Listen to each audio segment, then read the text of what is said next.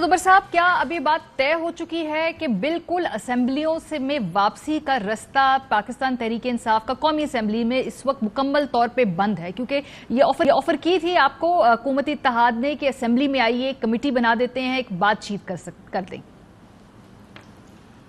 नहीं जी, वो जरा सी मुख्तलिफ बात थी जी। बिल्कुल, जहाँ तक तहरीक इंसाफ का ताल्लुक है, जैसे अभी शाह साहब का क्लिप सुना रही थी कि हम इस्तीफा दे चुके हैं, हमने जो करना था वो कर दिया है, कासिम सूरी उसको नोटिफाई भी कर चुके हैं, तो अब इसलिए मिलने के लिए जाएंगे हम स्पीकर साहब से, चाय पीने के तो नहीं जाने जाते।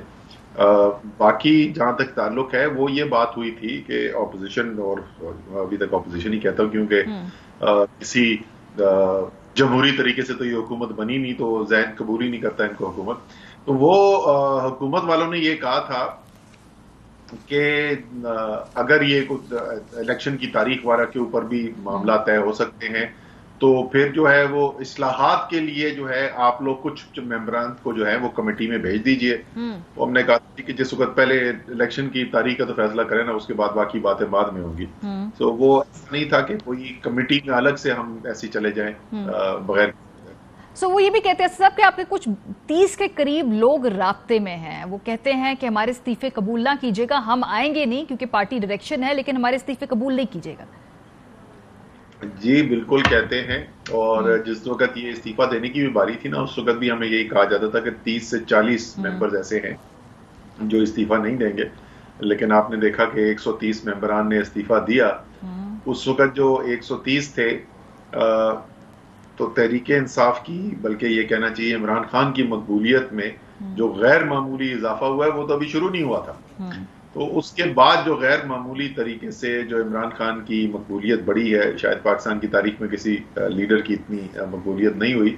तो इस वक्त ये सारे हल्के वाले लोग हैं, इन्होंने आगे इलेक्शन लड़ना है और इनको पता है कि चंद महीनों के अंदर इलेक्शन होना है, और उस इलेक्शन के लिए इस वक्त मेरे ख्याल में तो कोई बहुत ज्यादा लोग नहीं होंगे जो खतरा मोल लेने को तैयार होंगे। सो उस वक्त स्ट्रैटेजी क्या है साहब, क्योंकि पार्लियामेंट में आप वापस नहीं जा रहे, ये कैटेगोरिकली आपने बता दिया। लॉन्ग मार्च फिलहाल उस हवाले से कोई टेंजिबल डेट भी सामने नहीं आई, तो क्या भी हम समझे कि स्लो पॉलिसी है लॉन्ग मार्च के हवाले से पाकिस्तान तहरीक इंसाफ की, कुछ वक्त के लिए मुलतवी कर दिया आप लोगों ने? नहीं, ये तो पहले ही बोल चुके थे ना चेयरमैन इमरान खान ने, ये पहले कह दिया था कि वो सुप्रीम कोर्ट के अंदर जो केसेस जो हैं, वो पिटिशन जो लगी है और जिसकी वो टेक्निकल वजूहात के ऊपर कुछ ऑपोजिशन हुई थी, उसकी अपील फाइल करनी है चैम्बर की, उसकी एक दफा डायरेक्शन क्लियर आ जाएगी तो उसकी बुनियाद के ऊपर आगे की हिकमत अमली का फैसला करेंगे।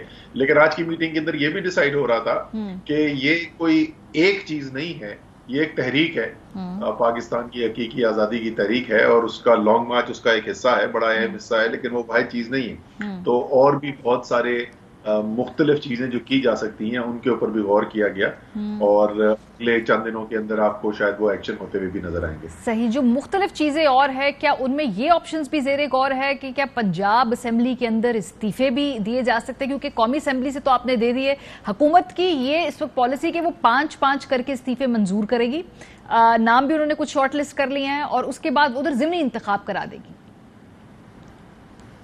बिल्कुल जी, वो तो नेशनल असेंबली है, कौमी असेंबली का है। पंजाब असेंबली के इस्तीफों की इस वक्त इसलिए बात नहीं हो रही है कि हमारे ख्याल में तो वहाँ पंजाब में हमारी हुकूमत बनने जा रही है, और इस वक्त जो हुकूमत है वो गैर कानूनी हुकूमत है।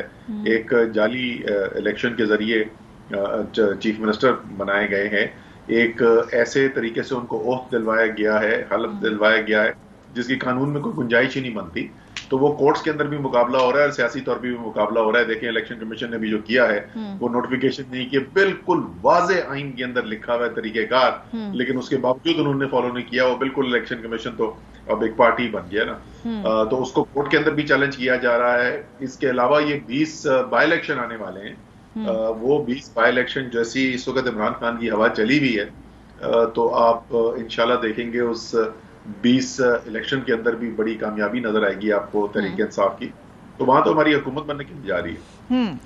अभी इसका मतलब ये है कि फिलहाल खान साहब तो के पास चूंकि राहदारी जमानत मौजूद है। आज राना सनाउल्लाह साहब ने एक बयान दिया, उन्होंने कहा कि अभी ये जो पुलिस आपको प्रोटेक्शन दे रही है, जब ये कुछ दिनों के बाद जब ये जमानत वाली चीज खत्म हो जाएगी तो फिर यही पुलिस जो है یہ گرفتار کر لے گی خان صاحب کو، یہ ان کی حفاظت پہ مامور جو تو کیا اس مطلب ہے کہ پھر کچھ عرصے بعد ہم دیکھیں شاید خان صاحب واپس پشاور چلے جائیں؟ میرے خیال میں رانا ثناء اللہ جو پریکٹس کر رہے ہیں جی، آج کل ان کو پتہ یہ حکومت تو زیادہ دیر چلنی نہیں ہے، تو یہ وزارت داخلہ کا قلمدان تو بہت ان کے پاس دیر رہنا نہیں ہے، تو وہ پنجابی فلموں کی اسکرپٹ رائٹنگ کی مجھے لگتا ہے آج کل پریکٹس کرتے ہیں، تو وہ روز اسی قسم کا کوئی بیان آ جاتا ہے ان کی طرف سے.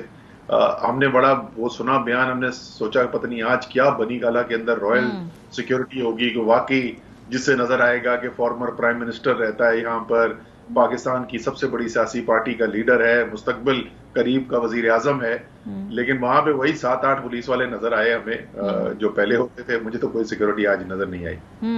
کل بابر اعوان صاحب نے انفیکٹ ویڈیو میں کہا کہ جی اگلے جو 24 گھنٹے ہیں اس میں خطرہ ہے خان صاحب کی. یہ کس قسم کا خطرہ ہے؟ یہ آپ نے نوٹیفائی کر دیا ہے؟ یہ تو یوٹیوب کے علاوہ ویسے آپ نے ویسے آفیشلی کنوے کر دیا ہے حکومت کو، بتایا ہے کہ کس قسم کا خطرہ ہے؟ نہیں جی، یہ تو بابر اعوان صاحب بتا سکتے ہیں کہ اس کی کیا ایگزیکٹ نوعیت تھی، لیکن یہ تو ہمیں پتہ ہے کہ یہ ہمارا کہنا نہیں ہے.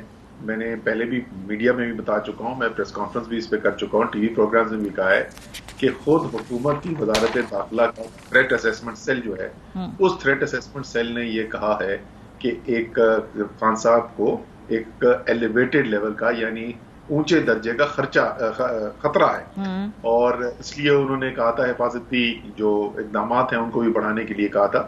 ساتھ یہ بھی کہہ دیا تھا کہ ہم سوائے گاڑی دینے کا اور کچھ نہیں کریں گے، خود ہی کرے پارٹی. لیکن یہ تو خود حکومت کی اپنی اسیسمنٹ ہے.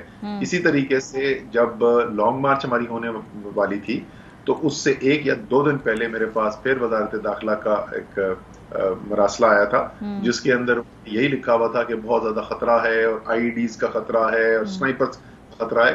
تو یہ تو حکومت خود کہہ رہی ہے کہ عمران خان کو خطرہ ہے. سو اس کا مطلب یہ ہے کہ یہ جو اپنے خطرہ ہے یہ حکومت نے خود آپ کو کنوے کیا ہے اور آپ اس حوالے سے یہ ساری بات چیت کریں. تو پھر اسد صاحب ان لانگر ٹرم میں جو اسٹریٹجی آپ نے کہا کہ کچھ ہم نے بنائی ہے وہ ہم وقت آنے پہ ریویل کریں گے، لیکن جو لانگ مارچ اتنی جلدی کرنے کا اور اسلام آباد تک پہنچنے کا جس میں حکومت نے آپ کو روکا بھی بھرپور طریقے سے، کیا ان ہائنڈ سائٹ کیا یہ ایک جسے میں ٹرمپ کارڈ کہتے ہیں یہ پہلے تو نہیں کھیل دیا پاکستان تحریک انصاف نے جو دباؤ بنا رہے تھے؟ کیونکہ اب لانگ مارچ فی الحال آپ کر نہیں سکتے کچھ عرصے تک کیونکہ کلیئرٹی بھی چاہیے ہے اور یہ سب کچھ، تو وہ اس کے کیا یہ ٹھیک اسٹریٹجی تھی ان ہائنڈ سائٹ؟ دیکھیں، ہمیشہ جب بھی اسٹریٹجی ہوتی ہے تو ایک سے زیادہ چوائس ہوتی ہے اور بحث کی جا سکتی ہے یہ بہترین چوائس ہے یا اس کی ٹائمنگ کیا ہو سکتی ہے.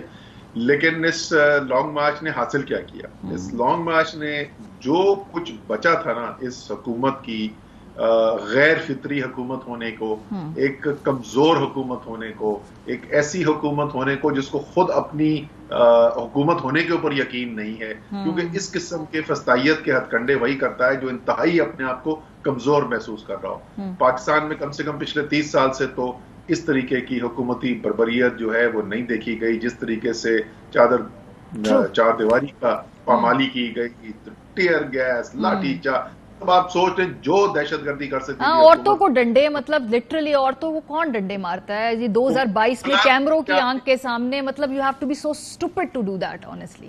آپ نے بالکل آپ صحیح کہہ رہی ہیں. اور خواتین بھی کون خواتین، 75 سالہ ایم پی اے کو جا کے اریسٹ کر لیا، زیر حراست لے لیا. قائد اعظم کی علامہ اقبال کی بہو کو، 80 سالہ بہو کو، ریٹائرڈ جج کو ہائی کورٹ کے، ان کے گھر آدھی رات کے گھر پہنچ گئے. تو یہ ساری جو ہیں یہ کمزوری کی نشانیاں ہوتی ہیں، یہ طاقت کی نشانیاں نہیں ہے. تو اور اس کے باوجود پاکستان کی عوام نکلی جو کہتے تھے 20 لوگ نہیں نکل سکتے، وہاں انہوں نے دیکھا کہ 10 ہزاروں لوگ نکلے.